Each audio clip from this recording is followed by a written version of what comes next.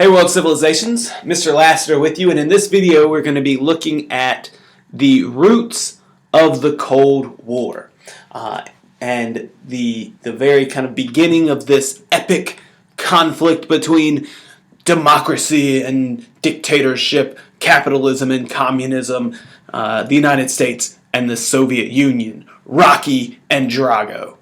So let's take a look at our video goals. We want to find out what the Cold War was, what its root causes were. We also want to look at some of the U.S. policies toward communism following World War II, and we will get more into those in our future videos, as well as identify the major alliances that develop in the Cold War. So get ready for this. Let's start out with our definition of our Cold War. It's a state of political hostility that existed between the Soviet bloc countries and the U.S.-led Western powers from the end of World War II in 1945 all the way up to about 1990. Some put it in 1989 with the fall of the Berlin Wall, others 1991 with the dissolution of the Soviet Union. But what we see here are two superpowers, the United States of America and the Union of Soviet Socialist Republics, or the Soviet Union.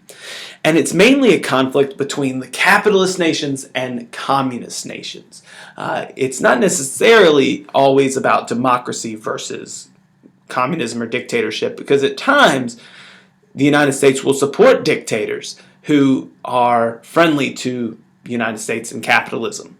So this is kind of a better distinction to make, capitalist versus communist. Take a look at the left at the Cold War timeline that we have there. It gives you a little bit of information from 1945 all the way basically till the end of the Cold War, the formal end in 1992.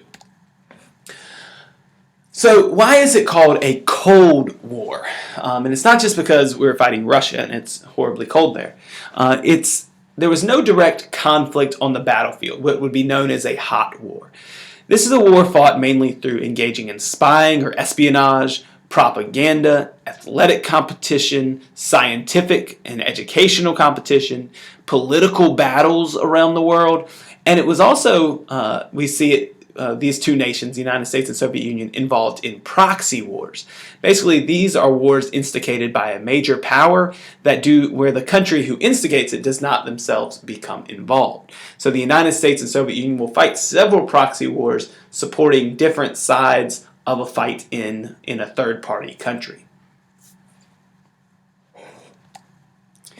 So what were the causes of this Cold War? Well, it's a competition, and that's one of the root things, this idea that these two powers in the world are competing for influence. Secondly, nuclear weapons.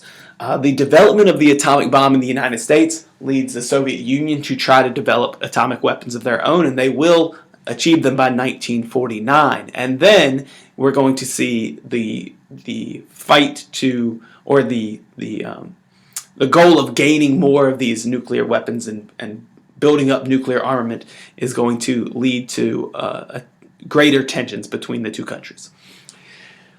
Also, disagreements and distrust over the end of World War II. As we've been talking about, the United States and Soviet Union met several times, along with Great Britain, to talk about the state of the world at the end of World War II. At Yalta, at Potsdam, etc. And as they continued to meet, there kept being more and more disagreement over what should happen, especially with Eastern Europe. And so they began to distrust each other more and more. Fourth, U.S. policies toward communism. The United States really despised communism. It was considered our mortal enemy. And so that is one of our root causes. And then lastly, alliances. The United States forms a collective security system, and so does the Soviet Union. And so the threat of the possibility of going to nuclear war was great already, but also the threat of dragging these allies into the war also made the world much more tense during this era. So let's look a little bit about competition. The United States and Soviet Union compete in nearly everything, in building up their militaries with the best technology, in economics, trying to gain more influence over economics of countries outside of their own, and also trying to have the best example of what an economy should look like. The United States had a very open economy, capitalist system, and the Soviet Union had a closed economy. International influence was one of the biggest parts of competition, trying to gain influence in other countries around the world.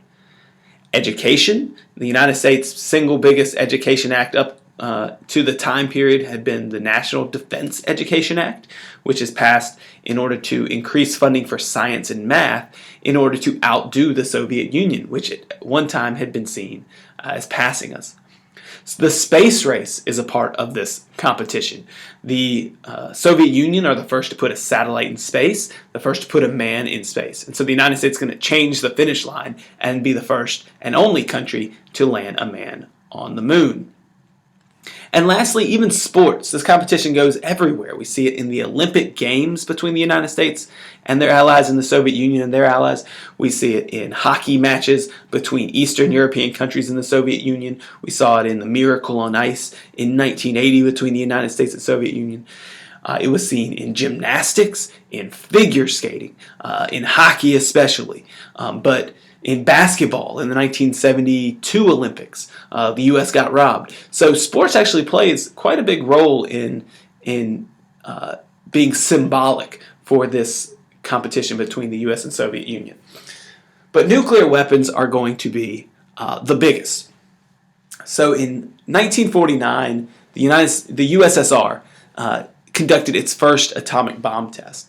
And this was a big change because instead of the United States being the only country with a nuclear arsenal, now the two biggest superpowers, the two enemies of each other, have these nuclear weapons. And they begin building up this arsenal, building up supplies of nuclear weapons just in case they had to go to war. And the threat of nuclear annihilation was the biggest threat of all during the Cold War. These two countries, the United States and Soviet Union, nearly go to begin this nuclear war several times, but none closer than during the Cuban Missile Crisis, which we will learn about.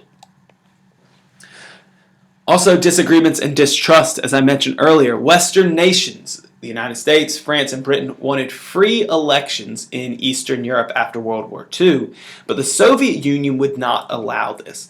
In Poland, in Eastern Germany, or in East Germany, in Czechoslovakia, in Hungary, Romania, Bulgaria, these nations were considered satellite nations of the Soviet Union. So the Soviets set up satellite governments in these places where they said that these are independent governments, but basically they answered to the USSR. And so that term satellite refers to the light red countries here.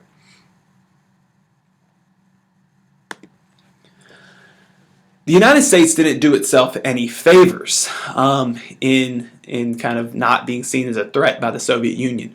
The U.S. had open policies of containment against communism, basically trying to keep communism from spreading beyond the borders where it already was.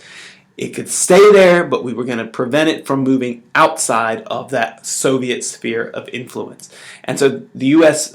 Military policy, the U.S. monetary policy, the U.S. aid policy was all aimed at preventing this spread. One example is the Marshall Plan. After World War II, the U.S. gave billions of dollars to countries in Western Europe and to Greece and Turkey in order to keep them from turning to communism. Basically, we thought if we could support them and help them rebuild and get back on their feet, then communists would not be able to come in and have influence in those countries. And also alliances has a big aspect, a big thing to do with this. The United States looks for collective security against the Soviet threat. And along with democratic nations, especially Western European nations, they form the North Atlantic Treaty Organization, which is a military alliance. The Soviet Union would respond with their own alliance called the Warsaw Pact. It was Soviet-led between communist nations and Soviet satellite nations. These were military and political alliances, which led to the ratcheting up of tensions in the world. Here is a map showing members of NATO and the Warsaw Pact in dark blue and dark red, respectively. And then we see other allies of the United States and countries that receive aid from the United States in the lighter blue colors. Socialist countries aligned with the USSR and other allies of the USSR in the lighter red colors. And then non-aligned nations and European colonies in the gray and teal colors. So let's recap real quick. Cold War begins as World War II ends. It's mainly between capitalist nations led by the US and communist nations led by the USSR. There's not going to be any direct fighting between the US and Soviets, and this conflict is going to end in the 1990s. Also, it's caused by competition between these two superpowers, the US and the USSR. Each side tried to get more power and influence around the world, and that was the goal. But all behind this goal of influence was the possibility of nuclear war, which was a real possibility at this time. There are your video goals. Make sure you can answer the questions. If you can't, go back and watch again. Everybody have a good day.